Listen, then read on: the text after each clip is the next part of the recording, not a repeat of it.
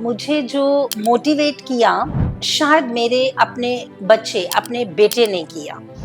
I think जब वो third या फोर्थ क्लास में था तो उसने मुझे बोला कि मम्मी ऐसी कुछ एक टेक्निक आई है जिससे हम अपनी कैलकुलेशन और फास्ट कर सकते हैं। तो क्या क्या जो मुख्य चुनौतियां जो हैं जो आपने देखी अपने इस सफर में? सबसे बड़ा चैलेंज हमारे सामने क्या आया था कि इस एजुकेशन को कोई जानता नहीं था। नहीं नहीं नहीं नहीं, मेरे बच्चे के ब्रेन में कोई कमी नहीं है, मुझे ये वाली ब्रेन एक्सरसाइज नहीं चाहिए। पेरेंट्स की ये जिम्मेदारी बनती है कि वो अपने बच्चे को अच्छे से समझें और देखें कि उसमें क्या प्लस पॉइंट है। और बच्चों को समझना चाहिए कि पेरेंट्स सबसे ज्यादा आपके हित चिंतक हैं। जी, तो बात करें भविष्य की, भविष्य में पढ़ाई का स्वरूप कैसा होने वाला है? तो फ्यूचर के लिए तो इस टाइम सिर्फ एजुकेशन, बिकॉज आने वाला टाइम टेक्नोलॉजी का है, राइट? और आज हमारे बच्चे भी और हम भी टेक्नोलॉजी पर डिपेंड हो गए हैं। हम स्टडी अबैकस में 3 सब्जेक्ट को, अबैकस, वैदिक और इंग्लिश को लेकर आगे चल रही है। मैं अपने एक्सपीरियंस से ये कह सकती हूँ, पढ़ने से, सुनने से ज्यादा ग्रास्प करता है बच्चा देखकर। स्कूल भेजना बहुत जरूरी है बिकॉज बच्चा डिसिप्लिन और शेयरिंग स्कूल से ही सीखेगा। लेकिन अगर हम आज थोड़ी सी मेहनत नहीं करेंगे, फ्यूचर में हमें बहुत मेहनत करनी पड़ेगी क्योंकि कंपटीशन बहुत हाई है। नमस्कार दर्शकों, मैं नैन्सी कुमारी आपका हार्दिक स्वागत करती हूं हमारे एक और नए एपिसोड में। जैसे कि हम आपको अपने एपिसोड्स द्वारा नई नई इंफॉर्मेशन, नए नए लोगों से मिलवाते ही रहते हैं। आज हमारे साथ एक और स्पेशल गेस्ट मौजूद हैं जिनका नाम है मोनिका कात्याल जी, जो कि स्टडी अबेकर्स की को फाउंडर हैं। साथ ही मैं आपको बता दूं, स्टडी अबेकर्स के बारे में लोगों के बहुत सारे क्वेश्चंस जो हैं वो आते हैं। इसी एपिसोड में हम जानने वाले हैं कि स्टडी अबेकर्स क्या है, साथ ही कुछ ऐसे इम्पोर्टेंट क्वेश्चंस जो कि माता पिता के जीवन में और छात्रों के जीवन में बहुत ही अहम रोल निभाते हैं, उन सब के जवाब हम इस एपिसोड में आपको देंगे, बताएंगे मैडम द्वारा, और ये जानेंगे कि किस तरीके से स्टडी अबेकर्स बहुत ही जरूरी है। नमस्कार मैम, नमस्कार आपका जी। हार्दिक स्वागत करती हूँ एपिसोड में। Thank you. दर्शकों से क्या कहना चाहेंगे अपने बारे में? अपने बारे में तो दूसरों से सुनना ही अच्छा लगता है, जी। खुद नहीं। बट अपना इंट्रोडक्शन दे देती हूँ। माई सेल्फ मोनिका कटियाल, को फाउंडर ऑफ स्टडी अबैकस, और मैं पिछले 18 सालों से अपने पैशन को प्रोफेशन में बदलकर काम कर रही हूँ। बच्चों के साथ काम करना और बच्चों के साथ टाइम बिताना मुझे ज़्यादा अच्छा लगता है। ओके मैम, बात करें स्टडी अबैकर्स को, जैसे कि आपने कहा बहुत समय हो चुका है स्टडी अबैकर्स को, तो स्टडी अबैकर्स को स्टार्ट करने का, लॉन्च करने का मोटिवेशन और आइडिया कहाँ से आता है, कहाँ से आया? देखिए, अगर मैं अपनी बात करूं, मुझे जो मोटिवेट किया, शायद मेरे अपने बच्चे, अपने बेटे ने किया। मैथ्स मेरा भी फेवरेट सब्जेक्ट था, और अगर मैं अपने पेरेंट्स की बात करूं तो मेरे फादर का भी फेवरेट था मैथ्स। तो शायद जतिन का भी उसी जीन्स के कारण, यानी कि मेरे बेटे का भी मैथ्स बहुत अच्छा था, और उसको भी नंबर्स से प्ले करना, नंबर्स से खेलना बहुत अच्छा लगता था। आई थिंक जब वो थर्ड या फोर्थ क्लास में था तो उसने मुझे बोला कि मम्मी ऐसी कुछ एक टेक्निक आई है जिससे हम अपनी कैलकुलेशन और फास्ट कर सकते हैं विदाउट पेन पेपर, राइट? तो माइंड में ही हो जाती है इतनी अच्छी, और इतनी बड़ी बड़ी कैलकुलेशंस भी हो जाती हैं। तो आप प्लीज फाइंड आउट कीजिए ये क्या सब्जेक्ट है और मुझे वो लेना है। तो मोटिवेशन, जिसने मेरे को मोटिवेट किया, वो मेरा बेटा था। और फिर हम इस एजुकेशन की तरफ बढ़े, और न सिर्फ अपने बेटे को एजुकेट किया, कोशिश की कि इस एजुकेशन को हर बच्चे तक लेकर जा सकूं। ओके मैम, स्टडी अबैकस का ये जो लंबा समय है, इसको तय कर पाना ऑफ कोर्स मुश्किल होगा। तो क्या क्या जो मुख्य चुनौतियां जो है जो आपने देखी अपने इस सफर में? बिल्कुल ठीक। सी, जब हमने ये स्टार्ट किया था, यानी कि 18 साल पहले, सबसे बड़ा चैलेंज हमारे पास हमारे सामने क्या आया था कि इस एजुकेशन को कोई जानता नहीं था, राइट। जब हम बोलते हैं ना ब्रेन एक्सरसाइज प्रोग्राम है, तो एक बारी को या मेंटल एक्सरसाइज प्रोग्राम है, तो एक बारी को सभी पेरेंट्स को या सुनने वालों को लगता था नहीं नहीं नहीं नहीं, मेरे बच्चे के ब्रेन में कोई कमी नहीं है, मुझे ये वाली ब्रेन एक्सरसाइज नहीं चाहिए, राइट। तो पेरेंट्स को एजुकेट करना, आज तो आप सबके हाथों में स्मार्टफोन है, हम गूगल कर सकते हैं कि एक्चुअली अबैकस क्या है। लेकिन उस टाइम इतना स्मार्टफोन नहीं था या किसी भी चीज की जानकारी लेना इतना आसान नहीं था। तो पेरेंट को काउंसलिंग करना सबसे बड़ा चैलेंज था, क्योंकि ये तो हमने जान लिया था कि ये बच्चों को बहुत बेनिफिट करने वाला है, लेकिन पेरेंट्स को तो अपने एकेडमिक सब्जेक्ट समझ आते थे, इंग्लिश, साइंस, मैथ्स, एसएसटी समझ आता था, राइट। और फिर उसकी कोचिंग लेना समझ आता था, लेकिन ये ब्रेन एक्सरसाइज क्या है ये समझ नहीं आता था। तो उस टाइम सबसे बड़ा चैलेंज हमारे सामने जो था वो पेरेंट काउंसलिंग था। पर आज अ, ऐसा नहीं कहूंगी कि सिर्फ स्टडी अबैकस ने ही, अदर कंपनीज ने भी बहुत अच्छा इसका किया है, फैलाया है इस एजुकेशन को। आज हर पेरेंट, हर पर्सन इस अबैकस से वाकिफ है। और हम भी अब वो चैलेंज नहीं आता, हमें पेरेंट्स को वो नहीं समझाना पड़ता है, अब तो सिर्फ बेनिफिट बताने पड़ते हैं और बच्चे के साथ काम करना पड़ता है। जी बिल्कुल, जैसे कि आपने कहा कि पेरेंट्स को समझाना एक बहुत ही बड़ा टास्क था, चैलेंज था। जी जी। तो उसी तरीके से आपको क्या लगता है कि अभी के समय में भी पेरेंट्स जो है वो अपनी अपेक्षाओं से बच्चों पर दबाव डालते हैं? पेरेंट्स दबाव डालते हैं ऐसा नहीं कहूंगी, हाँ बच्चों को उस टाइम लगता है कि यस हमारे पेरेंट्स हम पे दबाव डाल रहे हैं, पर ऐसा नहीं है, राइट। यहाँ पर पेरेंट्स की ये जिम्मेदारी बनती है कि वो अपने बच्चे को अच्छे से समझें और देखें कि उसमें क्या प्लस पॉइंट है, राइट। लाइक वो किस फील्ड में अच्छा है और उसको उसी पाथ पे चलाने की कोशिश करें।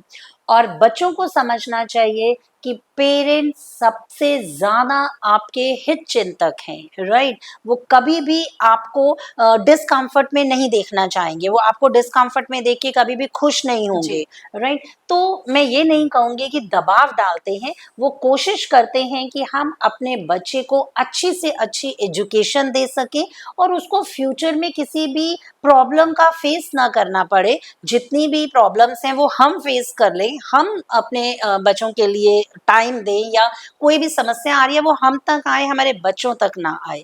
तो पेरेंट्स ये उम्मीद करते हैं, इसीलिए उन पे थोड़ा सा प्रेशर आता है बच्चों पे कि हमें ये भी करना है वो भी करना है, क्योंकि ये मम्मी चाहती हैं ये मेरा बच्चा ऐसा करे, ये पापा चाहते हैं ऐसा करे। तो ठीक है, पर बच्चे का इंटरेस्ट लेकर अगर पेरेंट उसकी राह पे उसको चलाने की कोशिश करे, तो ना तो बच्चे को लगेगा कि मेरे पे प्रेशर आ रहा है, और पेरेंट्स को भी लगेगा कि यस हम उसको एक पाथ दिखा जी। रहे हैं। अगर मैम बात करें एक्सपीरियंस की, तो आपके एक्सपीरियंस के अकॉर्डिंग हम्म आपने कुछ समय पहले का भी एक्सपीरियंस देखा है पढ़ाई का, और हम्म। अभी का भी जो टेक्नोलॉजी से बढ़ रहा है वो भी देखा है। जी। तो बात करें भविष्य की, भविष्य में पढ़ाई का स्वरूप कैसा होने वाला है? अगर मैं पहले की बात करूं, तो या एजुकेशन के साथ साथ ना बहुत से ऐसे फील्ड थे जिसमें आप वर्क कर सकते थे।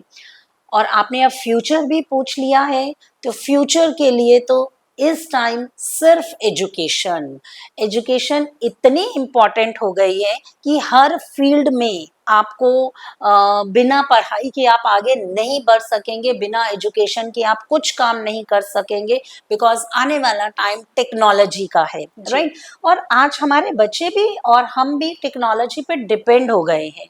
तो ये मैं आपको बता दूं कि टेक्नोलॉजी कोई कंप्यूटर नहीं बनाता है, टेक्नोलॉजी कहीं ऊपर से नहीं आ रही है, टेक्नोलॉजी बनाने वाले भी तो हम ह्यूमन बींग्स हैं ना। तो ह्यूमन बींग्स मतलब हमारे आने वाले स्टूडेंट्स, हमारे आने वाले बच्चे, राइट। तो वो अच्छे से एजुकेट नहीं होंगे तो वो नई टेक्नोलॉजी का या नए आविष्कारों को कैसे दे सकेंगे। तो एजुकेशन मस्ट है। एजुकेशन पढ़ने के सिवा उनके पास अब और कोई ऑल्टर नहीं है, दे हैव टू, राइट। उनको एजुकेट होना पड़ेगा, एजुकेशन लेनी पड़ेगी, तभी वो अपने फ्यूचर को ब्राइट कर सकेंगे। मैम अगर बात करें कि उद्देश्य की जो हमें लेकर जाता है आगे की तरफ, तो टीचर्स और छात्रों दोनों के लिए ही पढ़ाई का उद्देश्य क्या होना चाहिए? दोनों के लिए। अगर जी। आपने दोनों का पूछा तो पहले टीचर्स का बताती हूँ। हम स्टडी अबैकस में 3 सब्जेक्ट को, अबैकस, वैदिक और इंग्लिश को लेकर आगे चल रही है। जैसे मैंने पहले कहा कि टेक्नोलॉजी, राइट? टेक्नोलॉजी मीन्स अगर आप कुछ भी देखें तो वो नंबर्स आपके साथ चलेंगे ही चलेंगे। अगर आप मेडिकल लेते हैं, बीटेक लेते हैं, तो आपको मैथ्स, कॉमर्स लेते हैं, मैथ्स चाहिए ही चाहिए। मैथ्स चाहिए तो मीन्स नंबर्स से आपको एक प्यार होना बहुत ज़रूरी है। सेकेंड सब्जेक्ट इंग्लिश का, यानी कि लैंग्वेज, हमारा जो आज की एजुकेशन का मीडियम है, दैट वन इज इंग्लिश। तो इंग्लिश हमारे लिए, इंडियंस के लिए, इंग्लिश जो है वो एक फॉरेन लैंग्वेज है, वो हमें अपने आप नहीं आएगी, हमें सीखनी ही पड़ेगी, राइट? तो सीखने के लिए एक टीचर का होना बहुत ज़रूरी है। तो पहले टीचर की बात करती हूँ कि टीचर का उद्देश्य क्या होना चाहिए। हम जो एज अ टीचर वर्क कर रहे हैं, पैशन, पैशन होना बहुत ज़रूरी है। मैं पर्सनली अपनी बात करूं तो मुझे शुरू से ही बच्चों को एक पढ़ाने का पैशन था, राइट? मेरे ब्रदर ने पहले मुझे बोला, उसने मुझ में देखा कि ये बहुत अच्छा ना एक्सप्लेन कर पाती है, राइट? तो उसने मेरे पैशन को सपोर्ट किया। आफ्टर मैरिज मेरे हस्बैंड ने मुझे बहुत सपोर्ट किया। तो उस पैशन को मैंने प्रोफेशन में चेंज कर दिया कि जो मेरा पैशन है उसका बेनिफिट सिर्फ मेरे बेटे या मेरे बच्चों तक ना रहकर मैं आगे स्टूडेंट्स में भी दे सकूं। तो मैंने अपने पैशन को प्रोफेशन में बदला। तो यानी कि टीचर में एक पैशन होना चाहिए। ऐसा नहीं कि अगर हमारा वर्क 9 to 12 है तो हम घड़ी देखकर 9 बजे बैठे और 12 बजे उठ जाए, नहीं, पैशन भी करवाना चाहिए। और ये मुझे अनाउंस करने में बहुत प्राउड फील हो रहा है कि हमारी टीम की सभी टीचर्स, जी। जितनों को भी स्टडी अबैकस ने एजुकेट किया है या ट्रेंड किया है, चाहे अबैकस के लिए, चाहे वैदिक के लिए, चाहे इंग्लिश के लिए, पैशन की किसी में भी कमी नहीं है। कैसे पता चलता है कि वो पैशन से वर्क कर रहे हैं? उनके रिजल्ट से। तो सेम यही पैशन अगर बच्चों में भी, स्टूडेंट्स में भी होगा तो देखिए रिजल्ट कितना अच्छा जाता है। क्योंकि बच्चा भी ना एक प्रेशर से नहीं पढ़ रहा है, राइट? हम टीचर्स की सबसे पहली ड्यूटी बनती है बच्चों में इंटरेस्ट पैदा करना।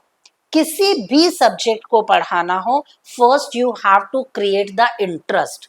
अगर हम आप में एक इंटरेस्ट पैदा कर देंगे, एक उसको पॉजिटिव दे देंगे कि इस सब्जेक्ट से आपका पॉजिटिव क्या हो रहा है और देखो कितने मज़े से आप कर पा रहे हो, तो बच्चा जल्दी और ज़्यादा अच्छे से ग्रास्प कर लेगा। तो मेन जिसको मैं नींव मानती हूँ वो पैशन, चाहे वो टीचर्स का हो और चाहे वो बच्चों के लेने का हो। मैम अगर बात करें आज के टाइम पे फोकस की, तो हम्म। स्टूडेंट्स के लिए जितनी कम चीजें फोकस रहने के लिए हैं, उससे ज्यादा ही चीजें डिस्ट्रैक्ट करने के लिए जो है वो बना दी गई हैं। तो आप क्या सुझाव देती हैं स्टूडेंट्स को एक जगह एक फोकस लगाए रखने के लिए? जी, देखिए आज हर माँ बाप बोलते हैं कि ये बच्चों के हाथ में जो हमने स्मार्टफोन दे दिए हैं ना, तो ये गलती की है। डियर, अगर स्मार्टफोन ना आते तो सोचिए कि हम भी तो कितने पीछे हो जाते ना। जो जानकारी आप यहाँ बैठ कर ले लेते हैं, अपने फोन के through with in a second ले लेते हैं, तो वो आपको कैसे मिलती, राइट? अब उसके जो आप ब्लेम लगाते हैं अपने बच्चों पे कि ये फ़ोन आ गया है तो फ़ोन आ गया, फ़ोन छोड़ते नहीं है, पढ़ते नहीं है। See again, interest, right? आप अपने बच्चों के साथ थोड़ा सा टाइम डिवोट कीजिए, उनको बताइए कि इसके क्या प्लस हैं और क्या माइनस हैं। प्लस को बढ़ाने से जितने उसके बेनिफिट्स हैं, यानी कि जितनी प्लस हैं उसको बढ़ाने से आपकी लाइफ में क्या चेंज आएगा, और जितने माइनस हैं उसको करने से आप क्या लॉस कर बैठेंगे। देखिए कई बार ना लेक्चर सुनना अच्छा नहीं लगता है, right? Most of the time हम यही गलती करते हैं, हम अपने बच्चों को कुछ भी समझाने के लिए ना एक लेक्चर प्रोवाइड कर देते हैं, हाँ जी। या स्कूल टीचर्स के पास जाकर एक काउंसलिंग सेशन दिलवा देते हैं। उस काउंसलिंग सेशन से भी बेटर होता है आपके घर का एटमॉस्फेयर सेशन। कोशिश कीजिए उस सेशन को, अगर कुछ सिखाना है ना तो अपने को भी चेंज करना जरूरी है। हम भी अगर थोड़े से सीरियल्स बंद कर देंगे, राइट, हम अपने एक इमेज अपने बच्चों के सामने रखेंगे तो जी। बच्चा देखकर जल्दी सीखता है। एग्जैक्टली। मैं 17 से 18 साल हो गए मुझे इस फील्ड में, इस फील्ड में अबैकस फील्ड में 17 से 18 साल हो गए, पर उससे पहले भी मैं टीचिंग प्रोफेशन में थी। मैं अपने एक्सपीरियंस से ये कह सकती हूँ, पढ़ने से सुनने से ज्यादा ग्रास्प करता है बच्चा देखकर। बच्चे को देखकर हम उसकी फैमिली का अंदाजा लगा लेते हैं कि इनके घर का एटमॉस्फेयर कैसा है, राइट। बच्चा सॉफ्ट बोल रहा है, बच्चा बहुत अच्छे से अपने आप को सेट करके आया है, बच्चे में उसके घर का एटमॉस्फेयर झलकता है, राइट। आप जज कर सकते हैं कि इनके घर का एटमॉस्फेयर कैसा होगा। तो कई बार क्या होता है, मैं आपको एक एग्जांपल देती हूँ। मैं अपने ही स्टूडेंट को कई बार बोलती हूँ कि आप ओरल्स दीजिए या आप इस बच्चे को एक कंसेप्ट समझाइए, तो मैं कई बार नोटिस करती हूँ मेरा स्टूडेंट मेरी तरह बोलने की कोशिश करता है, राइट। जैसे मैं बोलती हूँ वैसा ही वो बोलता है, क्योंकि आज उसको मौका मिला ना मोनिका बनने का, आज उसको मौका मिला टीचर बनने का, तो वो कोशिश करता है कि जैसे मेरी टीचर कहती है, करती है, चलती है, फेस एक्सप्रेशन बनाती है, तो मैं भी वैसा बनाऊं, राइट। और बच्चे ऐसा करते हैं, राइट। टीचर को वो सबसे पहले कॉपी करना चाहते हैं। तो इसी तरह वो घर पे भी, जहाँ वो 24 घंटे नहीं पर 12 से 13 घंटे तो वो घर पर ही रहते हैं ना, तो जैसा घर का एटमॉस्फेयर होगा वैसा ही बच्चे का बिहेवियर जाएगा, राइट। तो यस, डिस्ट्रैक्शन काफी है लेकिन प्लस भी बहुत हैं। आप अपनी नजर पॉजिटिव में डालिए कि हमारे एटमॉस्फेयर में पॉजिटिव क्या क्या है, राइट। डिस्ट्रैक्शन को छोड़ दीजिए, नेगेटिव को छोड़ दीजिए कि क्या क्या चीजें उनको डिस्ट्रैक्ट कर रही हैं, क्या उनको इंटरेस्टेड बना रही हैं, क्या उनको अच्छा लग रही हैं, उसकी तरफ फोकस करके अगर हम उसको बढ़ाएंगे तो बच्चा और अच्छे से कर पाएगा। जी, जैसे कि आपने मैम बताया टेक्नोलॉजी के हिसाब से फोन है, आपने एग्जांपल भी दिया कि यहीं बैठे हुए आप कुछ भी सर्च भी कर सकते हो, तो उसी तरीके से आज जो है ना हर कोई तकनीकी पढ़ाई का सहारा ले रहा है। तो आपके अकॉर्डिंग ये ध्यान भटकाने का जरिया है या फिर एक बेनिफिट? नहीं, बेनिफिट है डियर, बेनिफिट है। देखिए, बेसिक नॉलेज जो हमारे गवर्नमेंट भी अप्रूव करती है, या हमारे बेसिक 12th तक तो हमें हर सब्जेक्ट के साथ बढ़ना ही है ना। उसके बाद बच्चे का इंटरेस्ट, अगर वो किस टेक्नोलॉजी में जाना चाहता है, अगर वो उसमें पूरे अपने 5 से 6 साल एजुकेशन लेता है या डिवोट करता है, तो उसके लिए ज़्यादा अच्छा है। डियर, हम एजुकेशन क्यों ले रही हैं, हम क्यों पढ़ रही हैं? जितने भी हमारे पेरेंट काउंसलिंग सेशन होते हैं, तो समीर जी का ये वाला आंसर सच में मुझे बहुत अच्छा लगता है। जब वो ये क्वेश्चन करते हैं कि हम क्यों पढ़ा रही हैं बच्चों को। फर्स्ट पैदा होता है, पहले हम प्ले वे में भेज देते हैं, then preparatory schools, then 12th तक की एजुकेशन, देन ग्रेजुएशन, राइट। तो सोचो 15 17 18 साल हम पढ़ाते ही रहते हैं और बेचारा बच्चा पढ़ता ही रहता है। क्या क्या बेनिफिट मिल रहा है, या किस उद्देश्य से हम उसको पढ़ा रही हैं, या क्यों पढ़ा रही हैं? पेरेंट्स की इन्वेस्टमेंट लग रही है। मैं इसको खर्चा नहीं कहती कि पेरेंट्स का खर्चा लग रहा है, नो, इन्वेस्टमेंट लग रही है, राइट। और बच्चों की भी मेहनत लग रही है, बेचारे इतना पढ़ते हैं, डांट खाते हैं पेरेंट्स से भी और टीचर से भी, अपने शायद कभी किसी मॉनिटर से भी, हाँ कभी रिवॉर्ड्स भी लेते हैं जो उनको बैलेंस करके रखता है अपनी इस जर्नी में। बट क्यों पढ़ रही हैं हम? मोस्टली पेरेंट्स का आंसर आता है, मोस्टली यही आंसर आता है कि एक अच्छा व्यक्ति बनाने के लिए, एक अच्छा सोसाइटी को एक अच्छा मेंबर देने के लिए, एक डिसिप्लिन में बचा रहे। यस, ऑफ कोर्स ये सब चीजें तो हैं।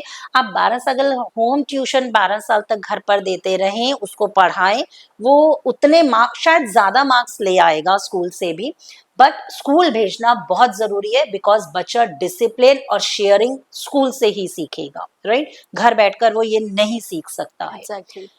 बट फिर भी इससे ऊपर क्यों? क्यों पढ़ा रही है या क्यों वो पढ़ रहा है?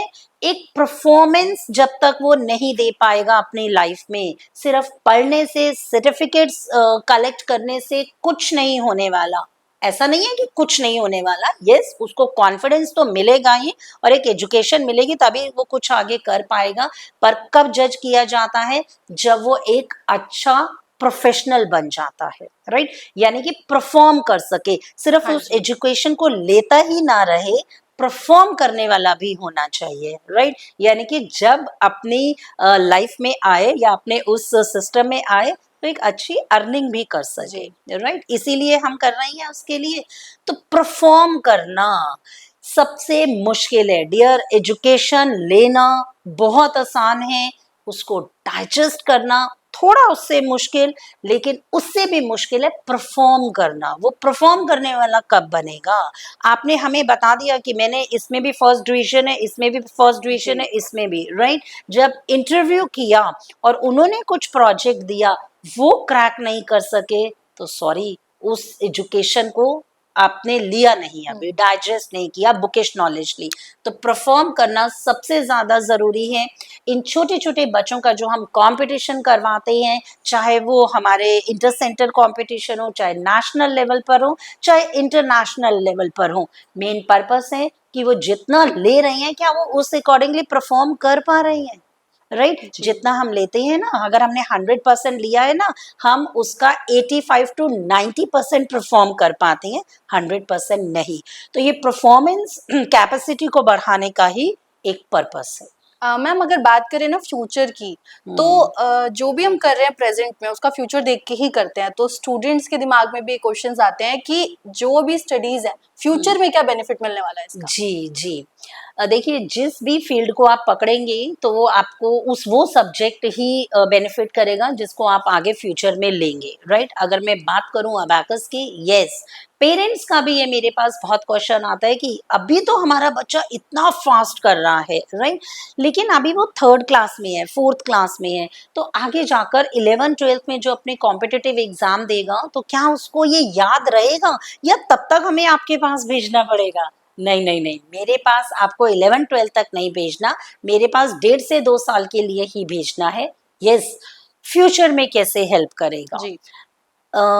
स्टडी अबैकस अपने स्टूडेंट को सिर्फ अबैकस, वैदिक या इंग्लिश की ट्रेनिंग ही नहीं दे रहा, उनको यही सब्जेक्ट नहीं पढ़ा रहा, बल्कि उनको परफॉर्मिंग करने का बना रहा है। उनकी परफॉर्मेंस की कैपेसिटी को बढ़ाने का बढ़ा रहा है, राइट? यस, 11th में जाकर हो सकता है उनकी स्पीड कम हो जाए। अभी जो वो मेरे क्वेश्चन 100 क्वेश्चन 12 to 15 मिनट्स में कर पाते हैं, हो सकता है तब वो 100 क्वेश्चन 15 नहीं 20 मिनट्स में कर पाए, राइट? लेकिन टेक्नोलॉजी वो कभी नहीं भूलेंगे। उनको यही इस अबैकस से ही वो अपने करियर ओरिएंटेड सब्जेक्ट इजीली ले पाएंगे। ये उनको फ्यूचर में बेनिफिट करेगा। जी मैम, आखिरी सवाल पूछना चाहूंगी आपसे कि कोई ऐसा मैसेज स्टूडेंट्स के लिए, टीचर्स के लिए, जो उन्हें मोटिवेट करे शिक्षा के लिए। जी, पहले बच्चों के लिए आती हूँ।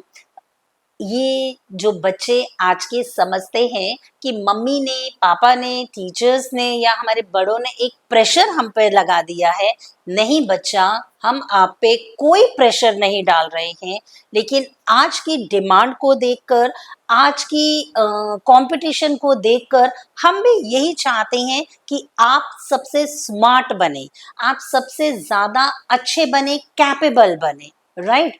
आज आपको लग रहा होगा कि शायद मेरी टीचर, मेरी मम्मी मेरे पे प्रेशर डाल रही हैं, पर फ्यूचर में एक पल ऐसा आएगा जब आप हमें थैंक्स करेंगे कि यस, आपने वो प्रेशर हम पर डाला, वो जबरदस्ती, वो धक्का हमें दिया, तो आज हमारी गाड़ी यहाँ तक पहुँच गई है, राइट? लेकिन अगर हम आज थोड़ी सी मेहनत नहीं करेंगे, फ्यूचर में हमें बहुत मेहनत करनी पड़ेगी, क्योंकि कंपटीशन बहुत हाई है।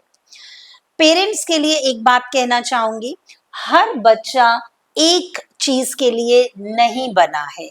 अपने बच्चे की क्वालिटी को पहचानिए, फिर उस पे प्रेशर दीजिए। देखिए पेरेंट्स को थोड़ा बैलेंस करके चलना पड़ेगा, ना तो हमें उनको बहुत ज्यादा लाड प्यार करना है कि ना करना सिखाना ही नहीं। उन्होंने जब कोई डिमांड की हमने उनकी फुलफिल कर दी, ये भी कोई प्यार नहीं है, राइट। हाँ, उनकी डिमांड देखिए जायज है या कैसे है और कितनी फ्रिक्वेंटली आ रही है, राइट।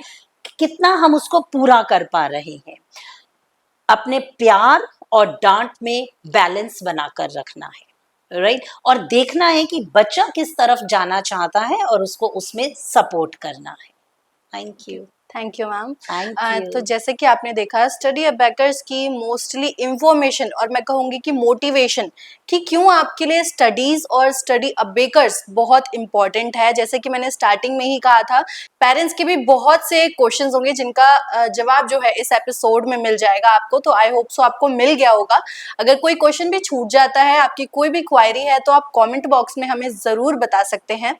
फिर से मिलेंगे आपसे एक और नए चेहरे के साथ, एक और हस्ती के साथ।